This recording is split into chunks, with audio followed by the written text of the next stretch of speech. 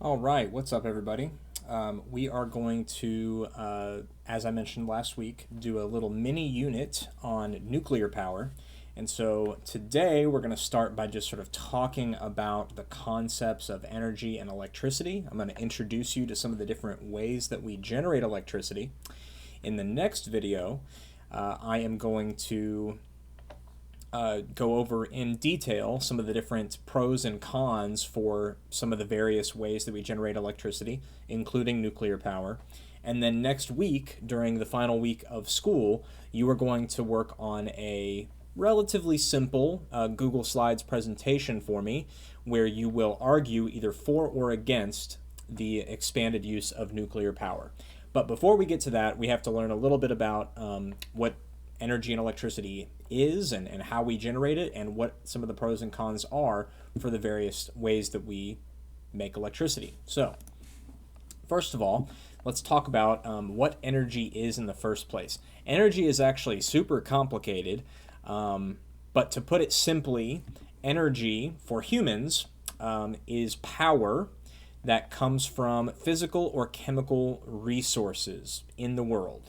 So, some examples, some ways that we generate energy or that we use energy.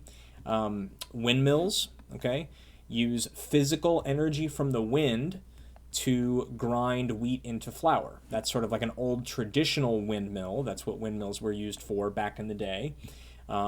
Newer windmills, right, can actually generate electricity, but they still use that same physical energy from the wind to do the generation of electricity.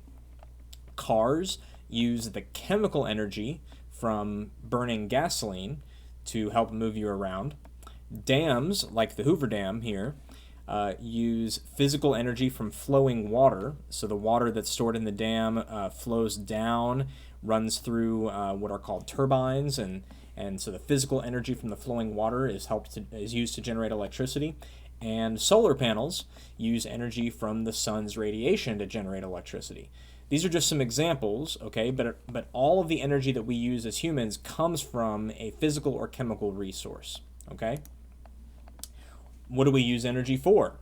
Really, there's four main purposes, okay? Number one, transportation, okay? So driving around or shipping things in a boat, we use electricity to move ourselves around. We use energy for electricity, right? So we can plug in things in our house for our electronic devices. We use it to heat things up, like ourselves, right? It's December, so it's very cold, right? So if we don't want to freeze at night, we've got to use electricity or energy to heat us up. And then manufacturing, so making stuff in factories, like in a Toyota plant or something like that, to make cars and all these other things that we use throughout our life. These are sort of the main four categories. There are some other things that we use energy for, but these are the four big categories. So, how does this work? Okay, this is a very complicated diagram. I'm not expecting you to know every detail about this, but I do think it's useful to hear this at least once. How we generate electricity. The main way, okay, the main way that we generate electricity is through the burning of fossil fuels, okay? At least in the United States, okay? In other countries, it can be different depending on where you go. But in the United States, we burn fossil fuels. That means natural gas or coal. This diagram here has a coal furnace, okay? You can see the coal right here. When you burn fossil fuels, heat from the combustion is used to boil water, okay, generating steam, okay. And so you can see these tubes here. This is where the water is being boiled, and steam then, high pressure steam, is then blown through what is called a turbine. A turbine is basically like a big set of fans, and so when the fans rotate, it causes this shaft here to rotate as well. It's the rotation inside of the generator that produces or generates electricity. Okay, so it's all about this generation or this spinning effect that causes electricity to be generated.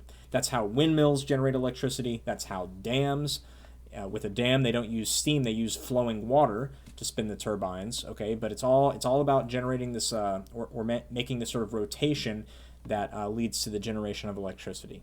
Okay, so what are all of the sources?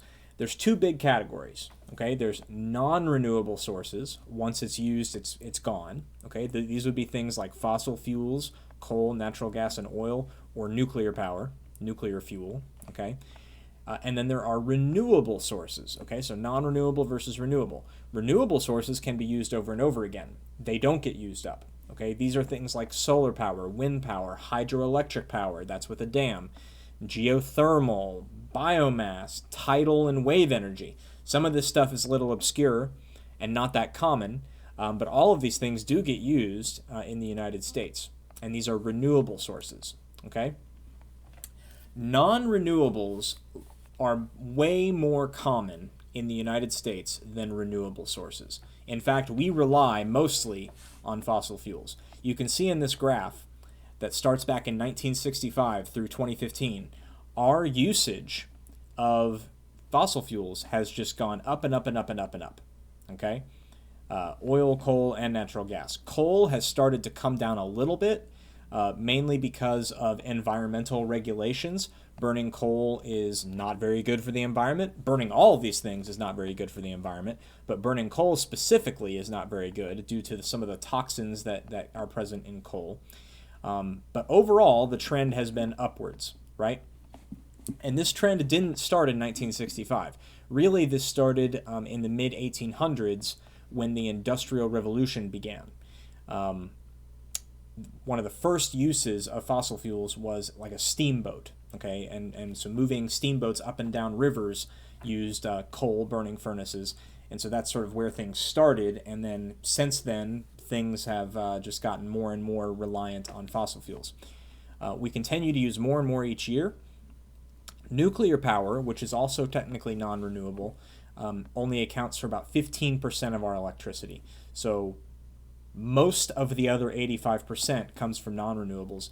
We do use some renewables, but it's just nowhere close compared to the fossil fuels. The renewable energy resources are much better for the environment, okay, for two main reasons. Number one, they are sustainable, which means we could use them forever, okay? And also, they don't release carbon dioxide into the atmosphere. Carbon dioxide is a greenhouse gas, and it is the major cause of global warming and climate change, okay?